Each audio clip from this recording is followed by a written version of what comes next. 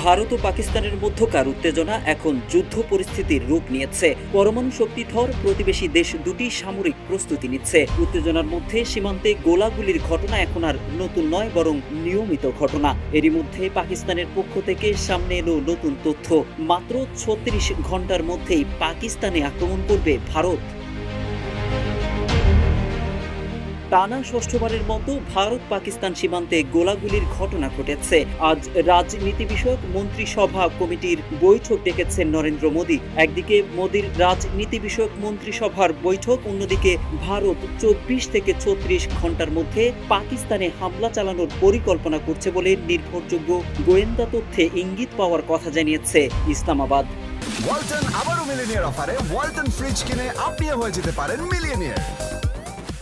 পাকিস্তানের তথ্য ও সম্প্রচার মন্ত্রী আতাউল্লাহ তারার আশঙ্কা প্রকাশ করেছেন ভারত আগামী ২৪ থেকে ৩৬ ঘন্টার মধ্যে পাকিস্তানের বিরুদ্ধে সামরিক পদক্ষেপ নিতে পারে। সামাজিক মাধ্যম এক্স এ দেওয়া এক পোস্টে তিনি এ আশঙ্কা প্রকাশ করেন। তবে তারার সরাসরি কোনো সুনির্দিষ্ট প্রমাণ হাজির করেননি। অন্যদিকে ভারতীয় গণমাধ্যমগুলোও এ বিষয়ে তৎক্ষণাৎ কোনো প্রতিক্রিয়া দেয়নি।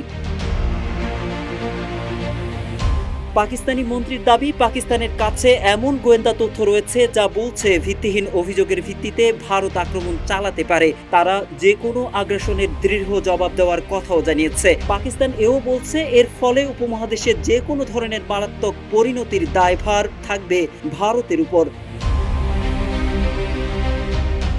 এর আগে পাকিস্তানের প্রতিরক্ষা মন্ত্রী মোহাম্মদ আসিফ আন্তর্জাতিক সংবাদ সংস্থা রয়টার্সকে দেওয়া এক সাক্ষাৎকারে বলেছিলেন, পাকিস্তানে ভারতের হামলা আসন্ন। এ অবস্থায় ইসলামাবাদ সর্বোচ্চ সতর্কতায় রয়েছে। তিনি বলেন, পাকিস্তানের অস্তিত্বের প্রতি সরাসরি হুমকি সৃষ্টি হলে পরমাণু অস্ত্র ব্যবহারে দ্বিধা করবে না ইসলামাবাদ।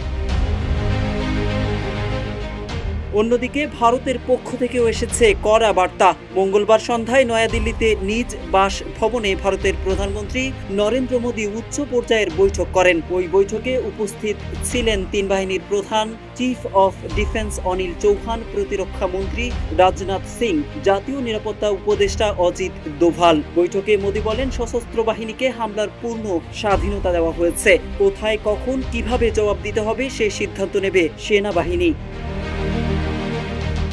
ভারতের সংবাদ মাধ্যম এনডিটিভির এক সূত্র জানায়, মোদী সাফ জানিয়েছেন সন্ত্রাসবাদ নির্মূল করাই ভারতের জাতীয় সংকল্প। সেই সঙ্গে পেহেলগামে বন্দুকধারীদের হামলায় জড়িতদের বিরুদ্ধে সামরিক পদক্ষেপের সবুজ সংকেতও দিয়েছেন তিনি।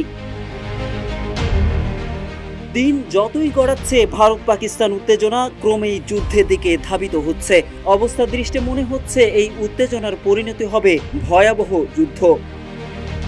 মোহাম্মদ সাইফুল ইসলাম, ইত্তেফাক।